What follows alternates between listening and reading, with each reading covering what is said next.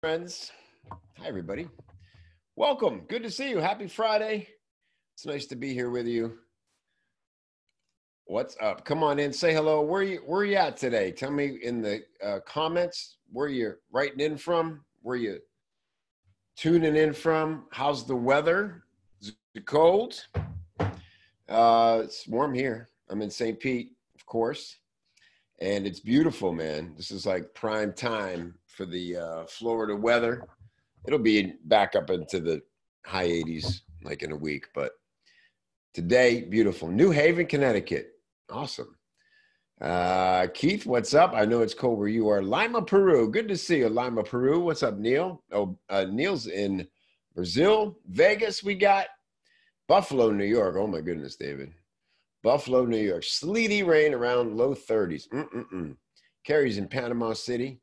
Take me down to the Panama City. Yes, perfect day in Florida. Hello, Angie Coley's in the house. What's up? We must have to get on and say hi to Angie. By the way, let's everybody, while we're together, wish Angie a belated happy birthday. It was her birthday earlier this week, and with all the stuff going on the holidays and the whatnots, you may have missed it like I did. So official happy birthday to you, Angie Coley. Maybe Angie will come on and give us a birthday best thing. How about that? That'd be cool, huh? Always good to learn from Angie. And all right, cool. Megan's here. Good to see you. Megan is in the hot seat today. And it's going to be a good one because Megan is in a situation like a lot of freelancers I talk to, less than the majority, but the frequent scenario I come across helping out freelancers is that she managed to get her business up and running, worked very hard, accomplished some very impressive things, under less than ideal circumstances. And now she's sort of a little plateaued, maybe, like, when you get to that point where you're humming along and things are good, so you don't want to complain, but they could be better, mostly because your workflow is inconsistent, your client load is inconsistent, and you want to feel in control of your stuff, right? And get to make choices about who you work with, when you work, how much you work during the week, and not feel like you're just having to sort of grab everything as it comes along so you don't miss out. So Megan and I had a great conversation yesterday, and I gave her a task to model her best client, the kind of client she wishes her calendar was full of. And we're going to talk today about that exact topic. I'm going to give her an action plan for how to go out and duplicate her favorite clients. How's that sound? Pretty cool, pretty instructive. So we're going to do that on the hot seat coming up here in a few minutes. Also, I'd love to hear some best things. Who's in the house? Who's got a best thing? Anybody new to the best things? If you haven't done a best thing, if this is anybody's first Chief Chat, let us know that. If your first time, tell us that. Well, hey, Rebecca, good to see you. First time on the Chief Chat. Welcome. Who else is here for the first time? Here's how it works. Hey, Tony, good to see you. Igor, awesome, man. Thanks for being here. So if you don't know, this is, where the Copy Chief community gets together and we teach each other stuff. And, we do what we do here in Copy Chief. We lift each other. We support each other. We try to share the best of what we're learning. And that's what the best things are all about. So it goes like this. There's a little formula to this. It is the best thing you learned recently, why it was particularly interesting or impactful for you because of the situation, circumstances you're in, how you applied it, and then you give an if-then. You close out with an if-then statement, which, by the way, is a great way to close out any little lesson you want to give. You just say, so if you're in this situation, then do this, and I bet it'll help. Thanks. Check me out at angiecoley.com. And you just give it a little CTA right there at the end. So we like to do this because gives you great practice, gives you great tape. We will clip it out. If you do a best thing for us, we'll clip it for you the awesome Mike Lucas is taking fastidious notes as we go, and he will have your best thing clipped out, and we will send it to you. How about that? So you can share it with others, and you have an instant piece of authority content. Pretty cool, right? So, yeah, Chicago Transit Authority. That's right. CTA. Get on the L train, get on the blue line, and go to Addison, and then you're at a Cubs game. It's perfect. All right, Alex Penning, good to see you. Festivus notes, yes. All right, cool. So what I want to tell you about real quick is something that's been, where's my mind at? What am I focused on? What are my best things? Well, I'm straight up deep diving into Escape Velocity, which is our course that helps brand new freelancers launch their business. Whether you're looking to get your very first client, or whether you've had some sporadic work and you want to make that a real steady thing. Again, sort of like Megan is a little further down the road, have control of it, right? So I've been working very closely with Rachel Mazza, who is my awesome co-coach in Escape Velocity. And we've been having dialogue, right? Because I always say, and I believe this because it's what I practice, and I don't know a better way, that dialogue is the most important thing a marketer can have. The most valuable thing any marketer, any copywriter, any business owner can have is a dialogue with their audience, with their customers, right? Imagine if I always like to use the analogy of a restaurant, because we all go to a lot of restaurants, up to 3 times a day, potentially. Maybe how many times a week do you go to a restaurant, right? Whether it's a diner, fast food, whatever it is. We all know very well how restaurants work well and work crappy. And so think about a restaurant like a family-owned place. And when you walk in the door, you know right away, even if it's your first visit to that restaurant, whether the owner is present in the joint or not, right? You can tell by little things that a proud owner will keep up on, right? It'll be clean. The bathrooms will be clean. The staff will be attentive. Things will be up to date and humming along, right? The menu will be updated. The specials will be listed fresh that day. You can see good management, good ownership. When an owner is not present in a business, things tend to tail off. You ever revisit a restaurant that you used to love when the owner was there and all present, and then you come back a few months or maybe a year later, and the owner's like moved on. He's kind of not caring anymore. He hadn't been there in a few months, and you can just tell nobody's plugged in. Everybody's taking it for granted. Things are slow. It shows.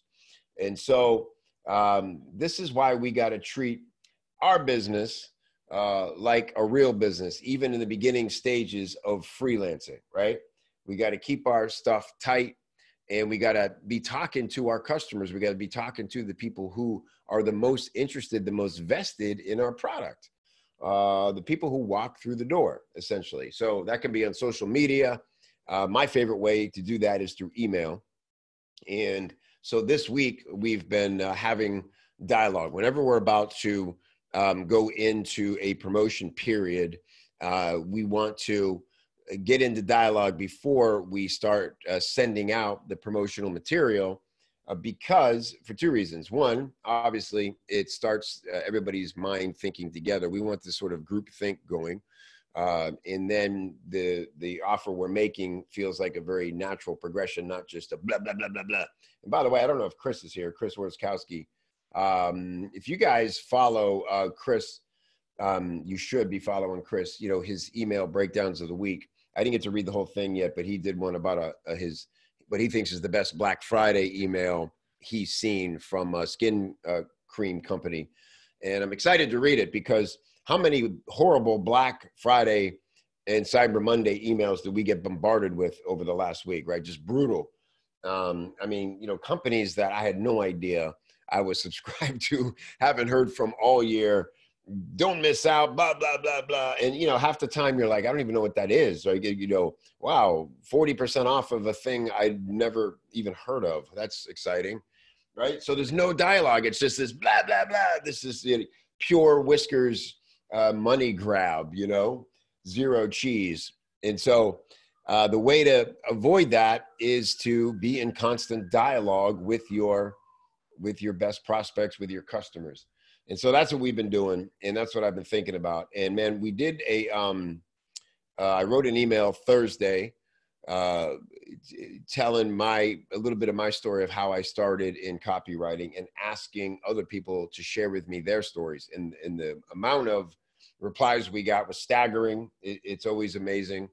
And man, it's just so cool to sit and read dozens and dozens of replies, people going deep and talking about their story. Because, it's fascinating to me that we all ended up here, isn't it? Like everybody who's on this call right now, we all have a unique story about how we ended up in this world of direct response marketing, of copywriting, right? Like, no two stories would be exactly alike, right? You don't go, oh, well, I graduated from college and my natural next step was to become a copywriter. Like, that doesn't happen, right? Some crazy thing, probably a love of writing, this glimmer of hope that you could not have to be a part of the workforce, right? And be independent and call your own shots. These are the things that the common DNA factors that we have, but how we ended up here, who told you about copywriting? Like, who was the first person to mention, you love to write, you're good at writing, I bet you would like copywriting, you should check it out. Well, what the hell is that? That little moment, right? I read so many cool stories, like dude who was he was into some information management position at his company. His boss knew that he loved to write. They needed the website rewritten. And he came to dude and said, hey, I know you love to write. We need our website rewritten. Do you want to do it? I'll give you cash on the side to do it. And he's like, well, that sounds good. Writing, getting paid. He didn't know what copywriting was. Had never heard of it. So totally dove in head first, started reading all the books he could about copywriting and, wrote that site and got paid, he said, 200 pounds for it. And this was smart, I thought. Figured if he paid me 200 pounds to do something I love, that means that everybody else he inquired, like professionals, were trying to charge, a lot more than that, probably 2,000 pounds.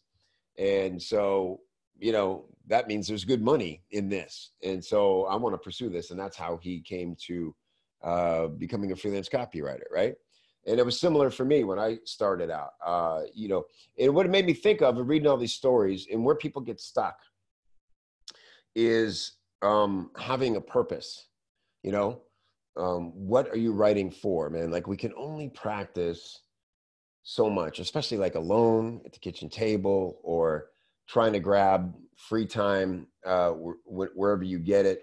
I was talking to Annie Bay Gal in one of these back and forths, and she was talking about that. Like, she's so excited, on fire for copywriting and blog writing and everything. She's like, every spare minute she gets, she sits down and she writes. It's her passion. And she's tired of bagels. And so, but what is the purpose, right? You can only practice so long. You can only hand copy so long. You can only guess if what you're doing is effective for so long.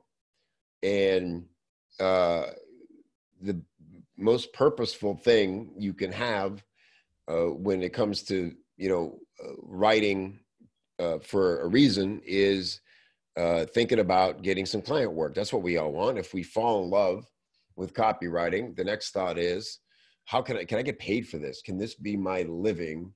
And so, like, in case of, say, like Mike Lucas, we've talked about this on some podcasts, it just kind of happened to him, right? He was blogging about something he was passionate about, which is oddly enough the Cleveland Browns.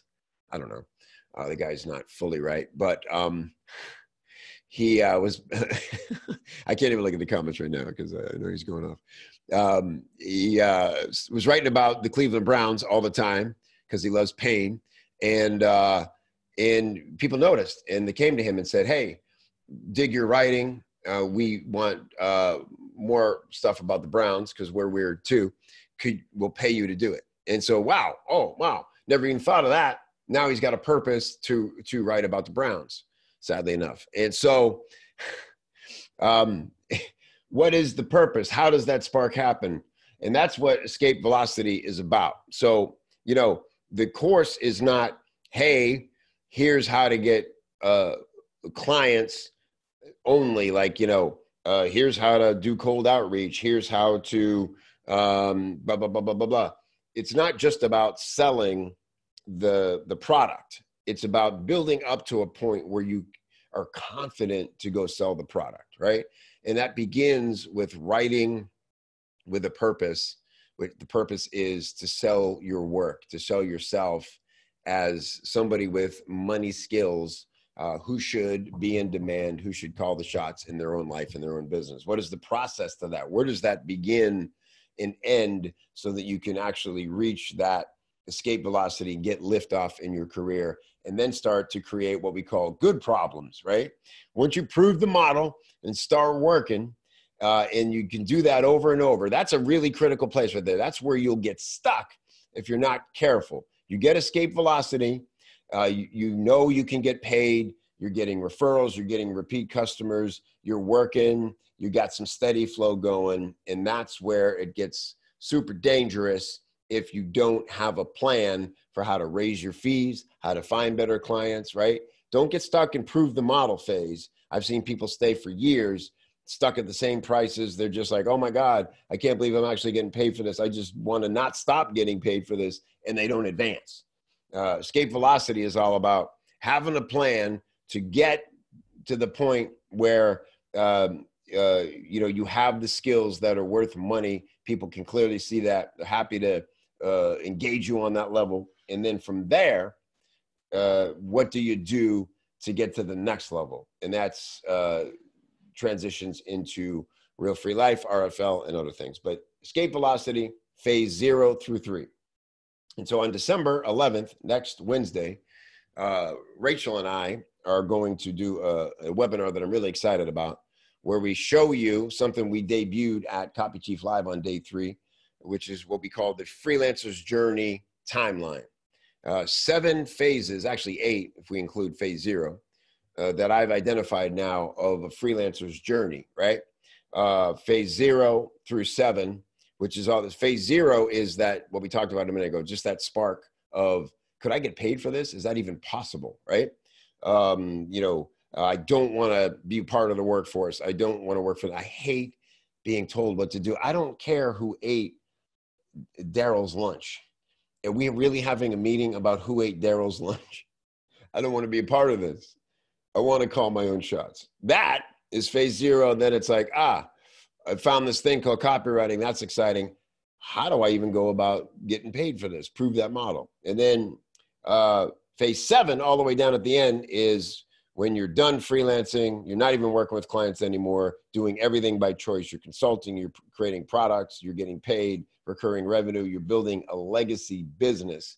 Obviously, a very long arc right there, right? So escape velocity is focused phase 0 through 3, which is prove the model and legitimize your business, right? So you're established now, you're getting steady work, you're in control of it, and then stabilizing your business, getting solid footing. That's where Megan is right here. Phase 3, not getting ups and downs. You know, we get this work and it's great and cool. We're good for a while. And then we get busy doing the work and we forget to market our business. We forget that, oh man, I got these 4 other jobs aside of just writing copy and strategizing sales campaigns for my client. I got to actually go out and I got to do my bookkeeping, and I got to market my business, and I got to get on the phone and close new clients and do all these things. You know, that's the rub about freelancing, man, is that we do get into it because we want to do the thing we love. And then we discover, oh, I actually have to run a business here, and it requires like 4 or 5 jobs. 3 of them I don't want to do. I ain't even qualified to do, but I'm not in a position yet till I can hire that out. So I got to learn. I got to figure it out. I got to know how to divvy up my time during the week so I get all those things done. Most importantly, marketing yourself so that those leads are always coming in. It's great to say no. It's good to say no. If you're booked and you can't take on more clients, hallelujah. Hand them off to someone else who's not where you are yet, right? How great is it for your authority to be able to hand off leads to other copywriters? Awesome. Other freelancers. Awesome. But don't, stop the lead flow from coming in, because then you're on a few retainers, something gets, interrupted. Client has a life interruption, or his business partner, gets arrested in some crazy drug sting and they can't pay you no more. And all of a sudden, I've had, man, things like humming. Anybody who's been in freelancing more than, 5 years, over a decade like I did, you will have a time when you're like set. You don't need to think about nothing for like 3-4 months, calendar's booked. And all of a sudden, like in an afternoon, somehow 2 or 3 of those gigs evaporate. Even though you got contracts and agreements and things, people just tell you, I don't care what's on paper. We ain't doing this gig because this thing just happened and I'm in a crisis mode. And so deal with it. And then, what do you do? So never stop the lead flow. So that's what Escape Velocity is about. Just getting that lift off, setting yourself up from the beginning with a business plan so that you don't get caught in these gaps. You don't get stuck with no work when you need it most. And so that's what's happening with Escape Velocity. So purpose. Find a purpose for your writing, which is thinking about, what do I focus on?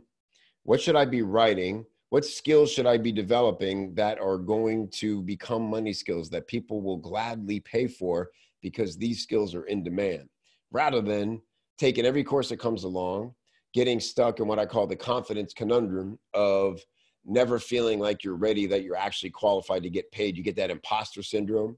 Talked to somebody yesterday who should be well past the point of feeling qualified to go out and get clients. But every time they, go to reach out and, get in dialogue with potential clients, they start to think, so many people more qualified. Why would they pick me? What if they do pick me? Am I ready? Can I do it? Will I fail? Look, man, all those things are possible.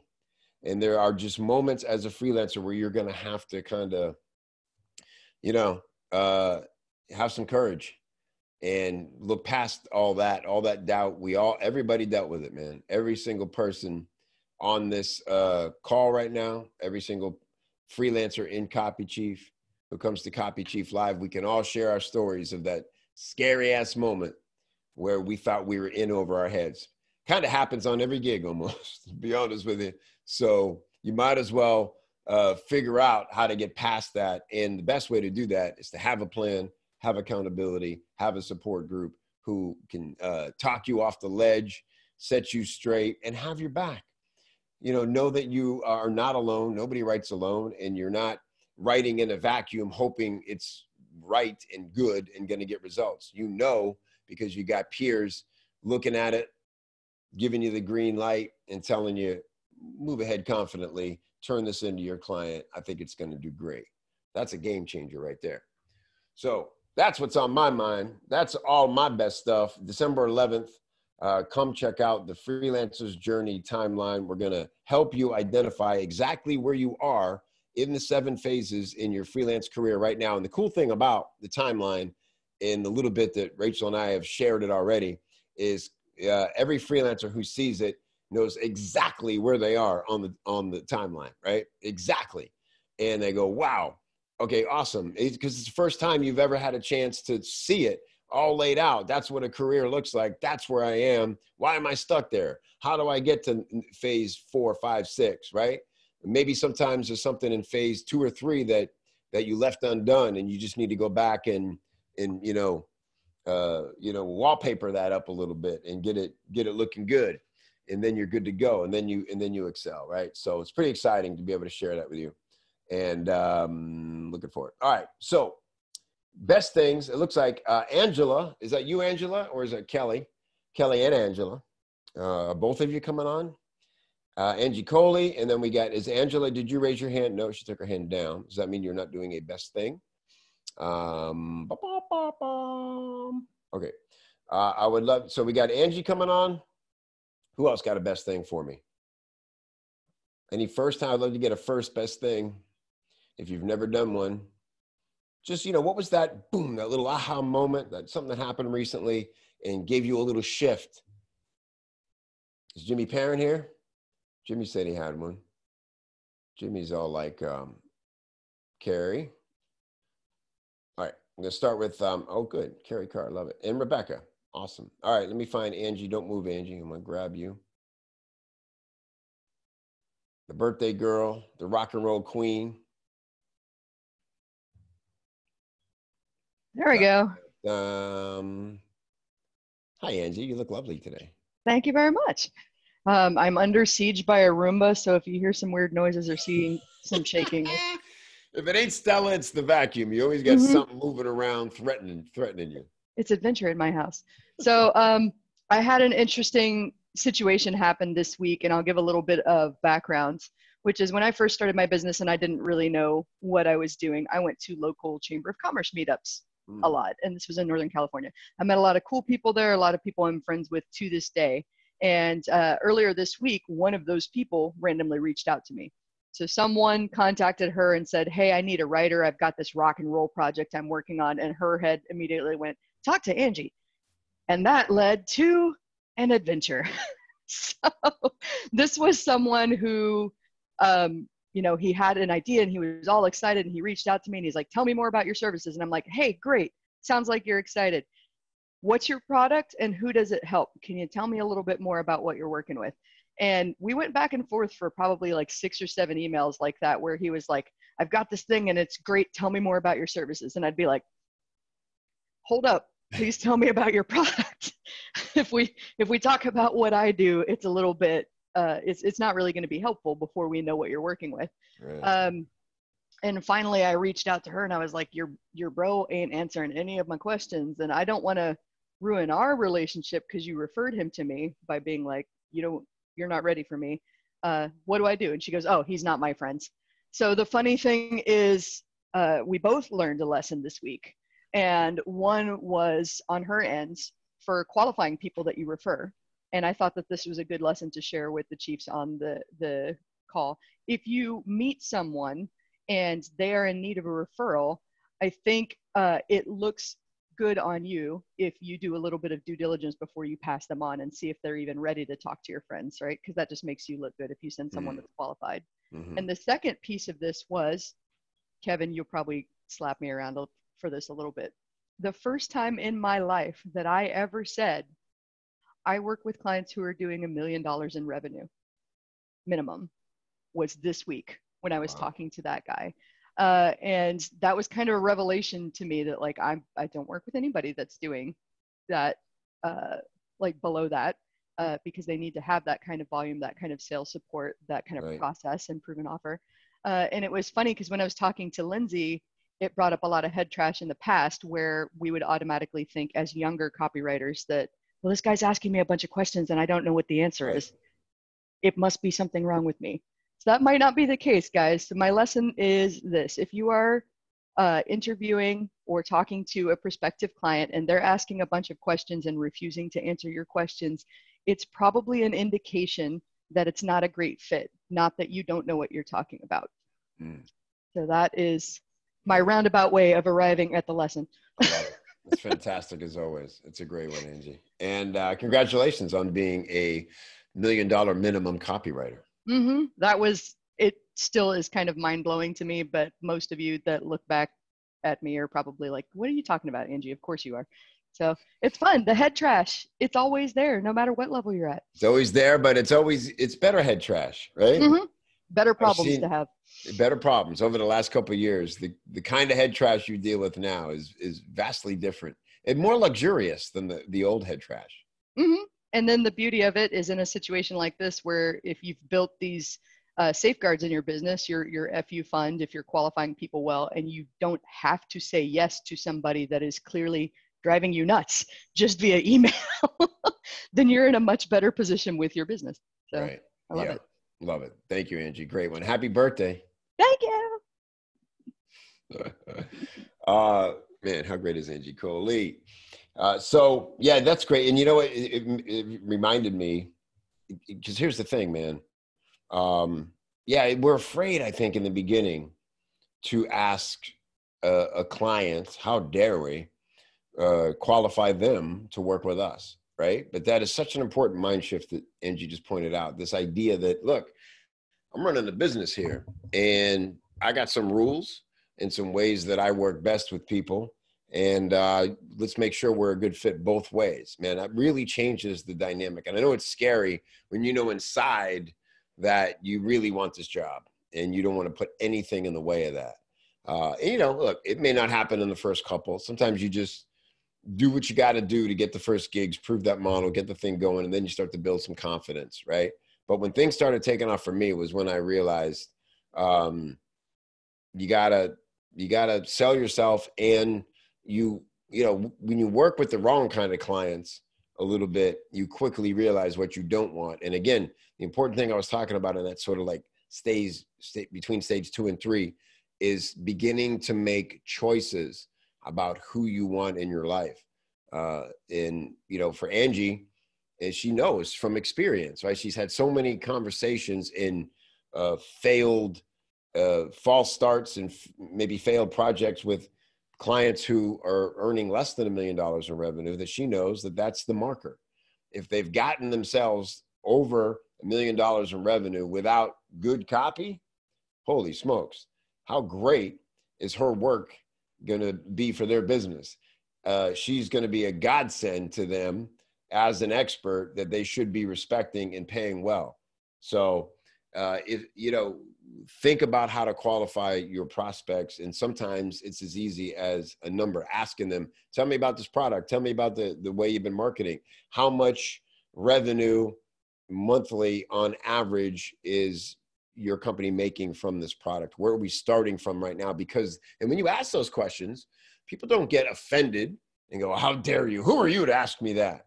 You're making a business proposition. They've invited you into their business to help them improve their sales, right? And so these are valid questions you should be asking. And if they're uncomfortable answering or beating around the bush or hedging, then chances are it's not going to go well if they do become a client. The other great thing about having some back and forth before you get going, if they're stalling, taking forever to get to you, to get back to you, you know, avoiding phone calls, missing phone calls with you, bad sign, red flag. You should not be chasing that person down. They don't qualify to work with you. So, all right, Carrie Carr. By the way, quick thing. Something I'm really excited about that I don't think I've mentioned yet. You know, we are building a directory here in Copy Chief. Finally, the Copy Chief directory is under construction as we speak. There are people in hard hats right now building this cranes. They are building the internet's greatest directory of copywriters right now. So every member of Copy Chief very soon will have a spot in our directory, a little profile, a list of your expertise. And when people want to hire a copywriter, they will know to come to Copy Chief and answer some questions about their project, about their revenue, about all the important things that Angie and I have been sort of like by hand asking these clients so that we can try to hook them up with the best people in Copy Chief. Angie's been working with me for 2 years now in what we call the agency side of Copy Chief, where we make these sort of higher level connections. But now we're going to be able to make connections at every level once we have the directory done, and every member of Copy Chief will have a spot in that directory. So cannot wait to share that with you. Carrie Carr. Always love hearing from Carrie. Also enjoying the Florida weather. Hi, Carrie. Nice to see you. Oh, wait a minute. You froze up. I can't hear you. I know, right? No. Maybe. Sorry. Oh, there we go. I hear Okay. you now. We're back. It happens sometimes. Good to see you. Yeah, good to see you. So the best thing that happened to me this week was I got fired.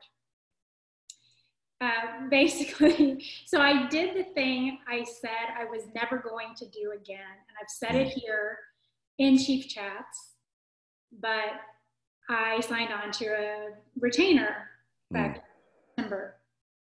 And I was a little bit nervous about it, but I liked the people. I liked the kind of work I was going to be doing, and the steady income was really tempting. So I went ahead and signed on to do it, even though I kind of knew better. But it wasn't long before I felt like a short order copy cook. Like every week, I was going to almost daily meetings. They would come up with last minute stuff for me to do. Sometimes the ROI was kind of vague and, you know, I wasn't doing high value work necessarily. And then came up on like our 3-month, 90-day review on the contract. And they said, sorry, we decided we can't afford it anymore. We just don't have the lead flow that we used to have, yada, yada. And I could tell in their voice when they're telling me this, how nervous they were, how scared, like they didn't want to ruin the relationship with me. They didn't want to hurt my feelings or whatever. Right.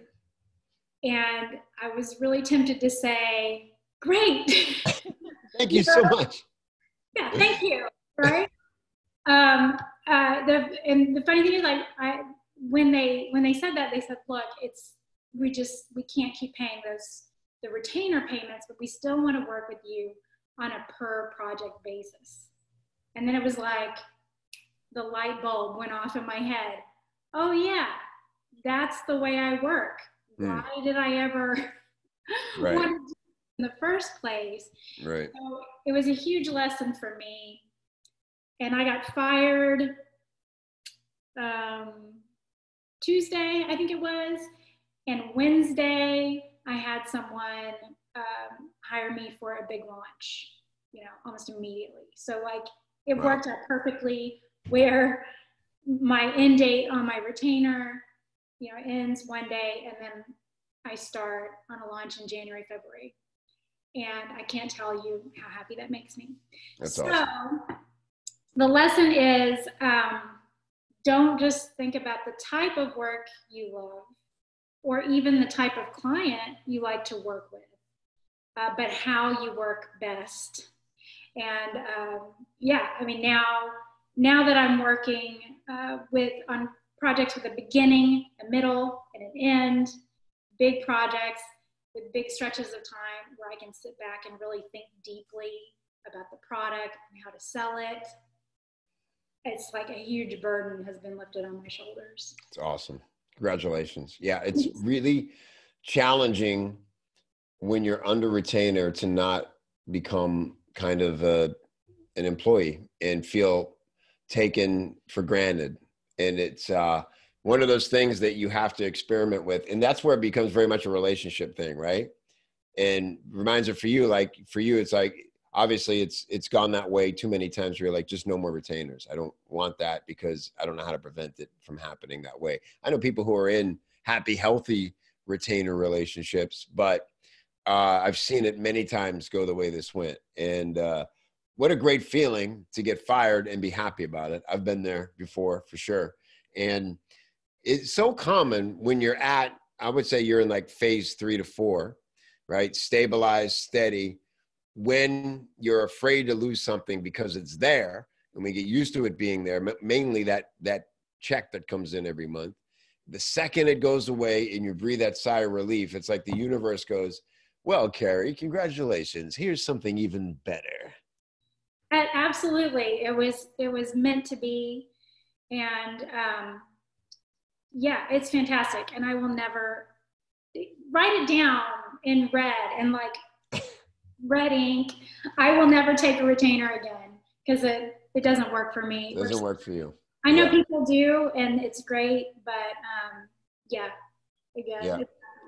That's good. And maybe someday you'll have an epiphany about why they don't work. Maybe it's something in the way managing expectations are being managed from the beginning, something in the agreement, who knows, and they'll work better. But for now, the important thing is you don't have to worry about it. You don't have to figure that out just now. You got to do what's right for you. And the universe has responded. So well done, Carrie. Thank you for sharing. Thanks. Great one as always. Carrie Carr. All right, let's talk to Rebecca. Hi, Rebecca.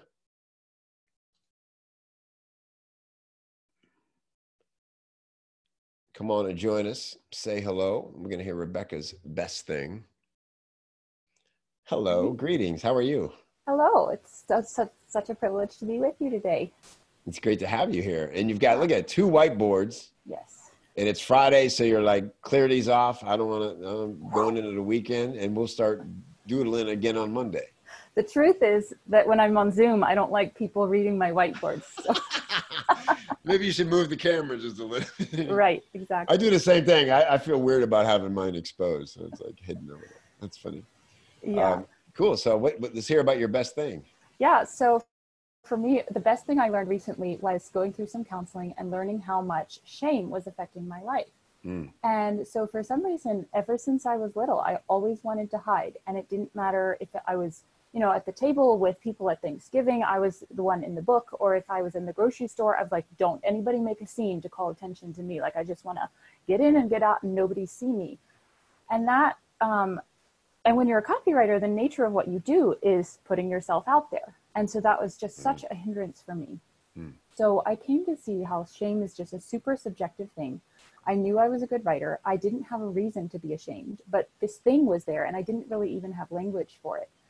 And so learning to recognize shame when I saw it was so impactful for me, because I suddenly realized, like, oh, this is why. And I, just by having a label for it, I was able to sort of put it in a little box and say, oh, that's shame. And I'm not going to listen to that. I don't have to put myself under that. And one way I'm applying that is just the very act of saying something on this call, because like hiding would have been so easy. It's like, I'm new, I'm just going to stay off camera. And so just putting myself out there in this little tiny way. And then just in little ways like this, I'm just starting to make those strides. And it's setting me free to really just make progress in running a business and getting my clients. And so if you ever find yourself wanting to hide, then maybe just reflect on whether the source might be shame and realize that's a subjective thing. And just say to yourself, I don't have to be ashamed of myself. I can do this. Wow. That is powerful, Rebecca. Thank you so much for sharing that. I know that probably took a lot of courage, and I'm very moved that you would do that. And I'm proud for you that you're doing that. And it's so easy to not be vulnerable, to stay where we are and just say, well, I guess I'll have to find another way to exist that accommodates this feeling, and to have the courage to decide, no, I'm going to push out of this and see where that leads me in safe, incremental ways is very inspiring. Thank you so much for sharing that. I think a lot of being a writer is like we define ourselves as like, I'm just reclusive and I don't, you know, right. And it doesn't have to be that way. Yeah, man. And I tell you what, when you learn to be a little extroverted, when we can put our extrovert cap on once in a while and show up like you did on video and express ourselves, it really makes an impact. That's the age we live in. Video, and this is how people get to know us, and they kind of expect it from us. So yeah, well, thank you for the opportunity to share. It's my pleasure. I hope to see you back here many times. See it. Man, that's great. You know, I had and I want to just what she said about just, you know, not accepting and not internalizing things you deal with that are, especially that are super emotional. And, you know, it takes a lot of courage to be vulnerable. And I spoke with a friend yesterday who I've known for years, who's been all of a sudden had this incredible anxiety, panic attacks he'd never had in his life before. And, you know, it's taken him a year to confront it and go back to some of the sources of that anxiety. But the thing that really struck me about what he said is he now realizes later in life that he's always sort of worn a mask that allows him to not deal with heavy things or serious things. You know, he's known as the fun person, and he jokes his way out of things. But all of a sudden, as an adult, now he's going to have to confront that and find other ways to communicate and to deal and to be comfortable in moments that can feel uncomfortable if you're not used to them. And it's just so damn courageous to decide that you want better and maybe not even have the perfect plan, but march forward anyway, because you set a standard for yourself that you're going to help yourself meet, as uncomfortable as that is, man. That is the difference between people you see making it in the world and looking back and seeing how far they've come compared to people who you can just sense have thrown in the towel and given in and given up and are usually pretty bitter as a result. So congratulations on that, Rebecca, man. That is really cool. And everybody else who makes those courageous decisions, man, I find it very inspiring. And now let's go to Lexington, Kentucky, to the home office of the one and only Patrick Kenny. Hey, man.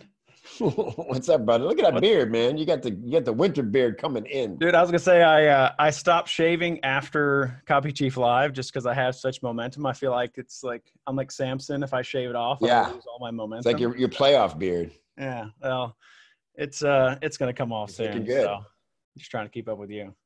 So well, listen, this my best thing's it's a little weird. I debated whether I was going to share this or not, but I felt given the season we're in, this was kind of a cool story. So it's kind of the best thing I realized in practice over the past 2 weeks was overgiving. So I work with some guys that refer business to me, and they know me as the tech guy. So I'm, the tech guy that fixes marketing, but going to the YouTube ad specialty, which we've talked about, I said, okay, tell me what's going on. I had some stuff come my way, and what's going on with this? What's the problem? And so let me back up. 2 projects came down my way. Let me articulate this. 2 projects came my way. They were not a fit. I was like, I shouldn't take these. I'm not really doing that kind of stuff anymore. I shouldn't take them. And it was one of those things where you kind of get that feeling like, I really need to jump in and do this. I just need to help and not ask. And so I did. And I learned this from my grandfather, which was to just give. Like if somebody needs help and you can help them out. Yeah. And long story short, I rescued these 2 projects from pretty bad. It's an agency that, it's a weird story. I struggle with sharing it. This agency took one company where they were negative. They were like $9,000 negative, like in debt. And I came in and I helped them with their funnel, and it turned into a really, really great opportunity for them to get out of the hole. They really thanked me for the work. I mean, it's like really hit me. You do some of that work where you're just like, man, that was really fulfilling work. So long story short, it turned into a big client for me. And going into 2020, they are going to give me a pretty big deal since I rescued them from that. I'll tell you more about that offline. And then the other client had their best Black Friday ever from the work that I did to fix their funnel, which I usually don't do that. And that turned into a significant project that they could afford to pay me for, which was my largest client signing ever in 5 years.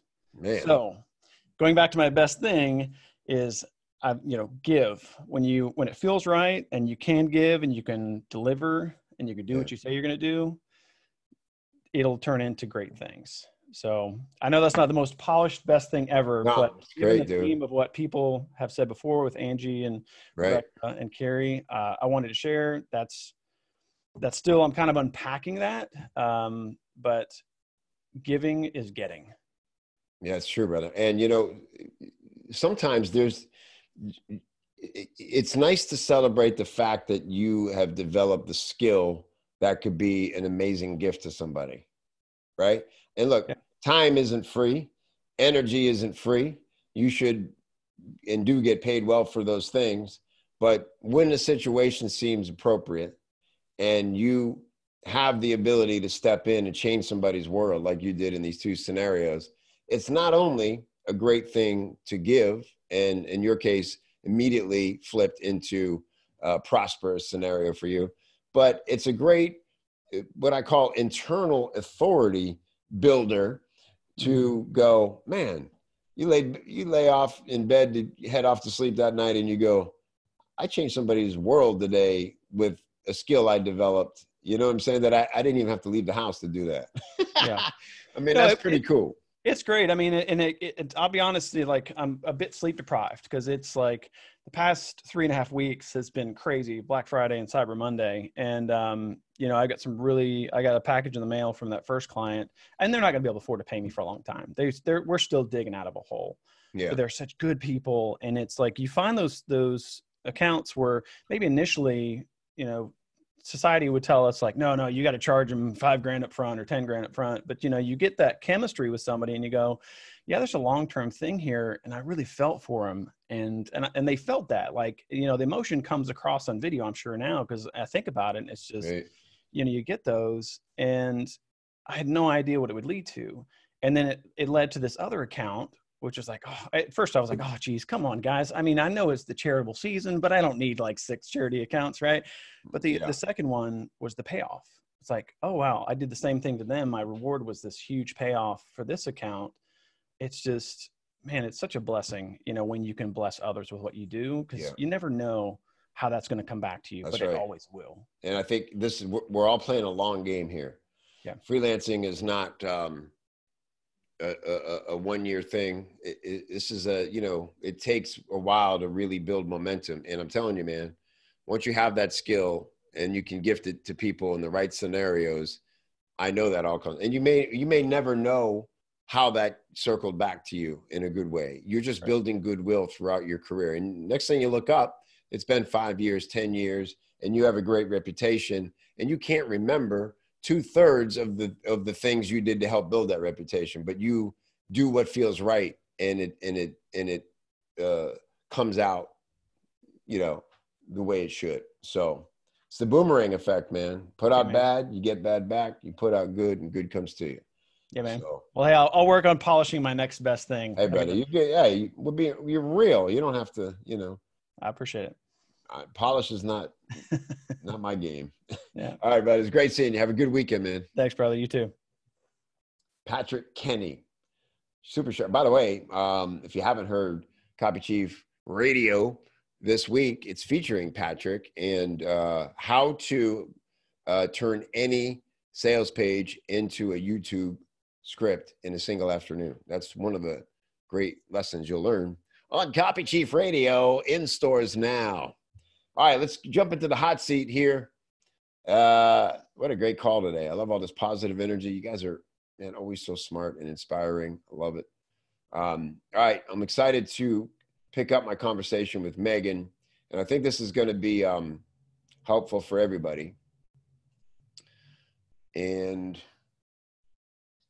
like I said, let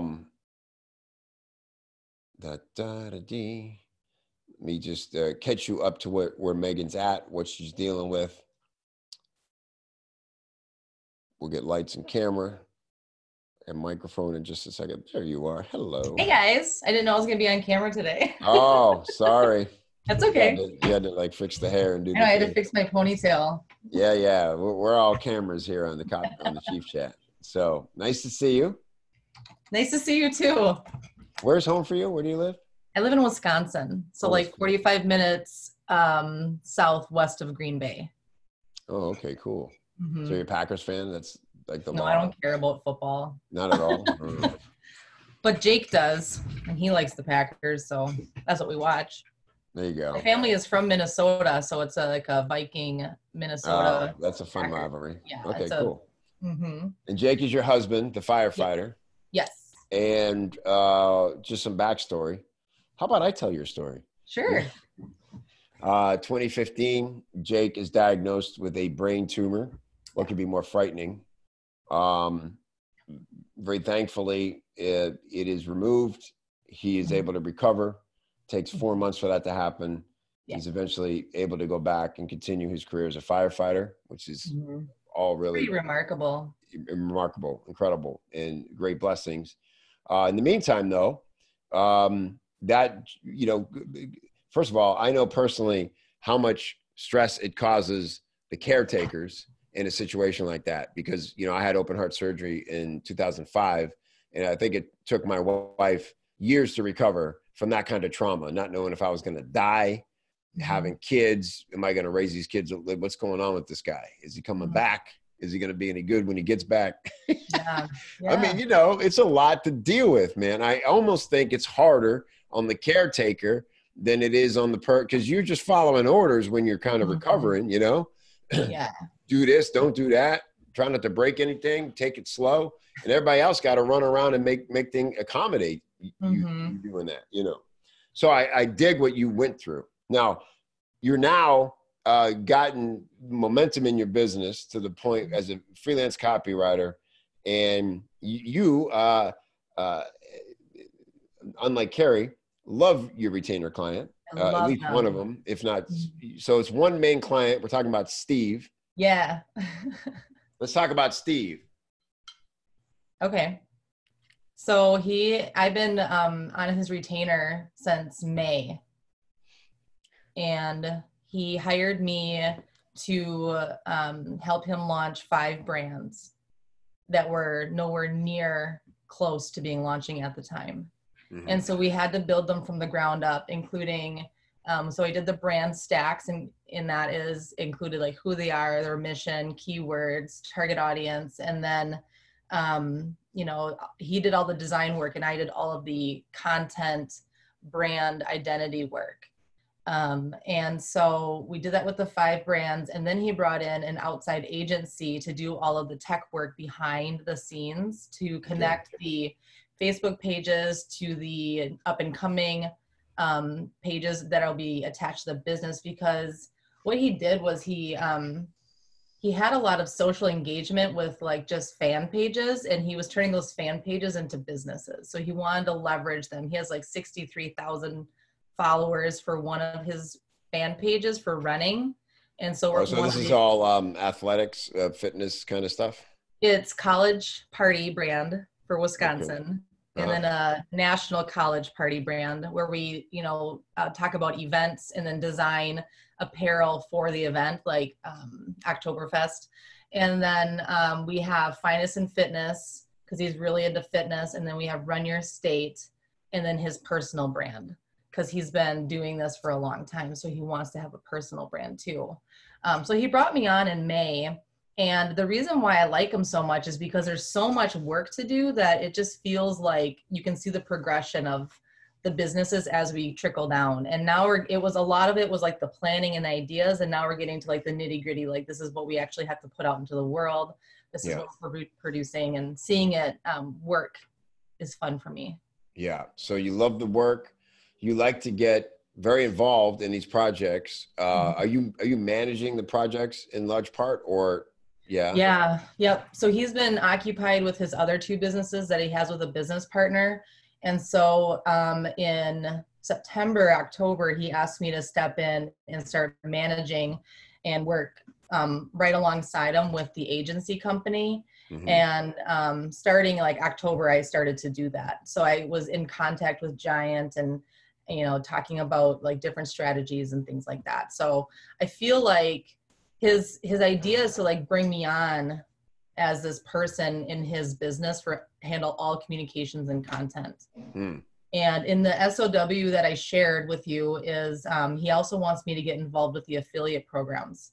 So helping people who want to also represent the brands and getting them onboarded and manage that aspect of it.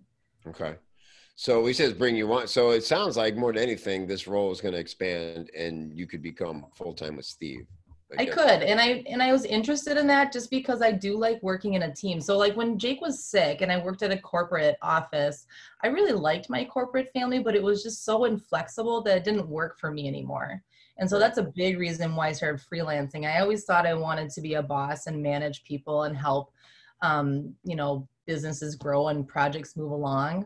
And so if I can find a really good team, as well as help people out who also have a really big dream of having a business, that's where I stand. Yeah, I think that makes sense. You know, I don't know if you've seen, there's a training in Copy Chief called The Three Paths to a Successful Freelancing Career. And basically the paths are 1, 2, 3. Number one is an all-around freelancer who, like I was talking about in the beginning, is you got like these 5 jobs, right? And one of them is marketing and all these things to keep the leads coming in. And then you got to do the work you love. But on path 3 is entrepreneurial, where you sort of quickly land on a thing as an expert that's really your thing. And you can turn that into a service and specialize in just that. You know, Chris Orzechowski with email, Ross O'Loughlin with USPs, right? You know, all kinds of examples. Abby Woodcock with voice, right? Yeah. Path 2, though, is what I call the sort of like, you know, let's call it like an intrapreneur, you know, like leave me alone to do my work. I will kick ass for you, but I don't want to have to deal with all that other stuff. Don't make me show up and talk to people and vet clients and all that. You know what I mean?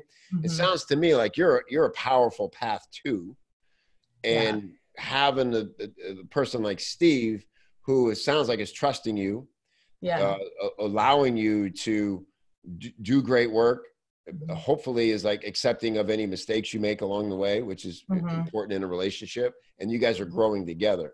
And so first of all, the thing I want to say, because what we talked about yesterday was partly like not a frustration, but an issue for you, is you go so all in with this main client that the lead flow isn't coming because you're not doing the other parts of the business.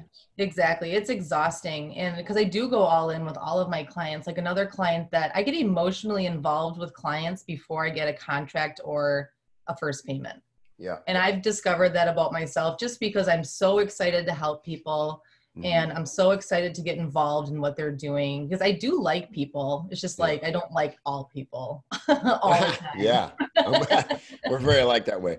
And you were saying something to me yesterday too, that really lit me up, because I had this too, where it's like, you are so enthusiastic when you're excited about a client in their product, right? In their market, that you get them excited.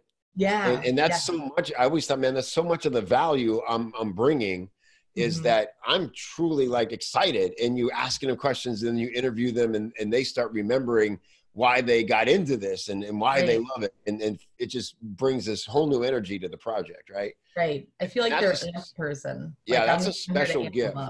Yeah. That's a special gift to have, to bring that enthusiasm. And you're right. You can't fake it. So you don't even try doing it for the wrong people. It's not going to work. But I think for you, so we got on here today we want to talk about sort of like modeling Steve, right? Because if you had 3 Steves, you feel like life would be pretty good now, and you could keep up with all that work. Yeah. So I actually have another writer out of LA that I met that I really love. She's super talented, and so she and I've been offloading some of the smaller things that I don't love to her, and so all of the higher concept copywriting, or like the content strategy that I've been doing with Steve, I've been handing off to her after we decide on the concept. And I really love that. And I don't mind getting in front of people and selling, because I feel like I can sell when I talk to people, like we had talked about yesterday. So if I had 3 Steves, I would be able to have I would have a full plate for myself and for Jenna, and then I'd probably ask for 1 more. And I always said I wanted to have a copywriting posse. We're not like an agency. We're not like a weird team. We're like a posse of people, like gunslingers for hire. Right. Yeah. I get that. And I think that would serve you well. It's interesting though, because it's going to be hard to model Steve. First of all, you met him through your hairdresser. I did. So again, like, how do you even go, well, how let me reverse engineer how I got in front of Steve and we started working together? It was almost kind of a fluke. But here's what I would say, and this is what I want to help everybody. This is what I think they could take from what you're doing and apply it. Here's one of the ways you can create options for yourself. Because you're doing so much for Steve, it's going to be near impossible to model Steve, right? But what you can do is think about the parts you love about the work you do with Steve and put that in a box. And we talked yesterday about, copywriters need to think in offers and what's Megan's ultimate, what's your perfect package that you would love people to go, that's perfect. I want that. It's so awesome you offer that. Name your price and let's get going. Did you come up with what you would consider the perfect package? I came up with a few things that I love doing for Steve, and one of them is the high level concept of how we're going to show up, who we're talking to, and what's going to make them buy. He actually asked me an interesting question yesterday. He's like, if you could learn one thing about e-com, what would it be? And I said, I would want to learn consumer psychology. I would love to study it even further so that I can do that high level concept, and then also in a way that makes people have fun and laugh. Because that's also been a big part of my business too, is I'm here to have fun, because injecting that fun and personality into your business, I think, is what really sells people too. And so my perfect package would be if they gave me the reins for their brand and said, this is what we're working with. How can we make it better? And I'd say, this is, and I look at their client, I look at what's working for them, what they're offering, what the transformation they're talking about, and then come up with a plan and then have people like Jenna execute it. Okay. Just to like start pumping out content and then tweaking as we go. Because I'm never afraid to switch or adjust according to what's working. And I always let the people or the audience tell me what is working and what's not. The other thing that I love to do is email marketing. When you really have your audience figured out, and if it works well with my voice, because I'm kind of snarky. If I can work for a snarky brand and design their email marketing campaigns, or even help them get set up with their abandoned carts, their basic welcome series, customer winbacks, and things like that, that would be a great package too. Great. For people who really want to be different and attract a certain kind of audience. Yeah. Okay, cool. So does that make sense? Yeah, 100%. And so what I would, it's still, and then I would say, get maybe a little more granular into the tactical things. But what I like about it is you're starting to define it, and you're okay with somebody not really having something in place. It seems to me like, give me what you got. I will customize the strategy for you based on your goals, right? And that's powerful, because the risk there though, Megan, is businesses, going back to what Angie said, who just have ideas, they don't really know what they're doing, to have this fantasy about, well, if I just have more personality, the sales would come in. Baby, there's something wonky in the offer. So there might be, you need them to be at a certain level. Yeah. And one thing about Steve is that he's been running his first business quite successfully for about 12 years. He started it in college. He's not that old. He's only 37. And he's gotten this far. But he was more established. Like, I've worked with total startups before. I used to blog for another tech startup that didn't make it. And that's that's unsecure. That's not super stable. And so maybe even a more established brand that just doesn't quite feel like what they're saying or how they're saying it hits home. Yeah, 100%. I think there's a lot of brands like that because they understand. And so here's what I would be educating on in your authority content. Why personality and entertainment are now essential in marketing, period. Like, inform your argument about that. Look for examples. Look for trends. Read like Fast Company. It has a lot of good articles on those kind of business trends. Ad Age, I would subscribe to, and see how those brands are using personality and humor and entertaining, not just for the sake of it, but how is that becoming part of their voice, part of their relationship, their dialogue with consumers, right? Yeah.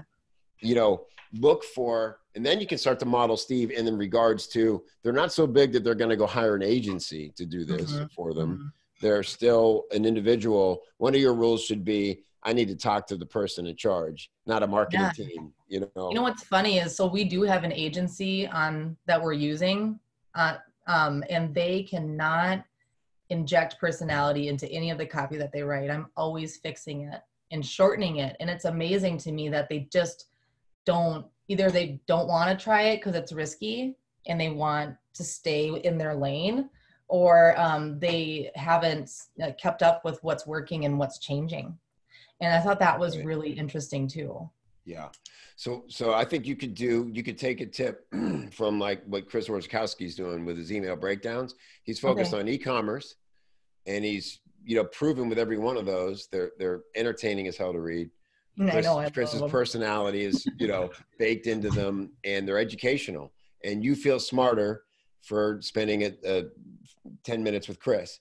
You should have your version of that with, again, modeling the kind of brands, whether it's info products, whether it's, whatever it is. You could focus on the social media aspect of it, the email part of it, and say, this is a brand who's really kicking ass at this, or an individual.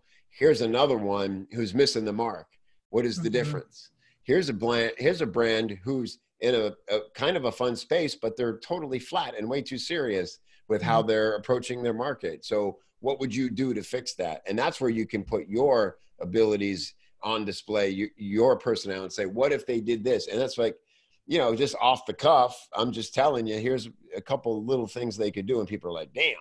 And so now you're building this reputation as Megan's the one to go to when you want to inject personality into your brand and customize it. Right. And that's always what it's been about. And it's also about showing up as a human. I've said that from the very beginning too. If you show up as a human with your brand, because you're not a robot. And Laura is the one who always says that in her emails too. Like, you are a human. Yeah.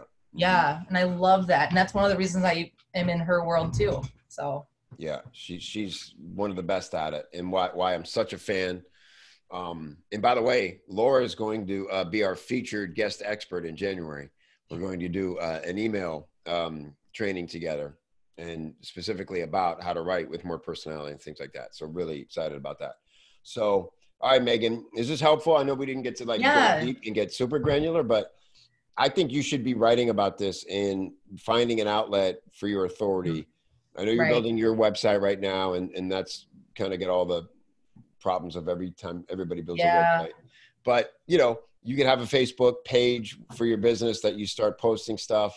There's other channels that are kind of quicker to start, and you can always repurpose that stuff as blog content later, right? So don't let tech hold you up. No, and I do have a Facebook page that I'm active on, and I get on there sometimes and I add some wit here and there. I'm just not super consistent, but I'm going to take more seriously what you said yesterday about making my business a client of mine, because otherwise I just your own best client. So, and actually one of the wins or takeaways that I wanted to mention was I fired a client last week, and it was a client that I really liked, but they didn't pay me enough for the work that I was doing, and it was sucking the life out of me. Yeah. And the scary thing is that after I fired them, something else fell through. So I was like, fuck. What have I done? Hey, no, just but it'll be okay. I took an Ambien. That wasn't me at all.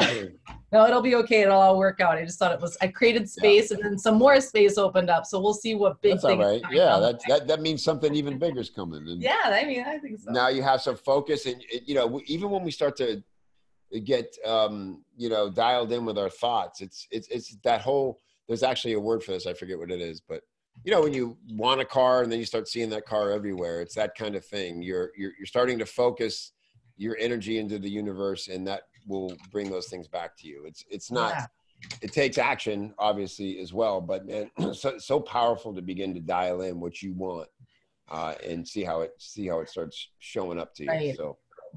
Yeah. Thank you so much. I really appreciate it. Yeah. It was really fun talking about it, and keep me, keep me in the loop on what you start posting and where it is. And I want to see it come to life. Yeah, for sure. I will. All right, Megan. It's great talking to you. Thank you everybody for being here. Have a great weekend. We'll see you on the next one, and see you on December 11th. Bye-bye. Bye.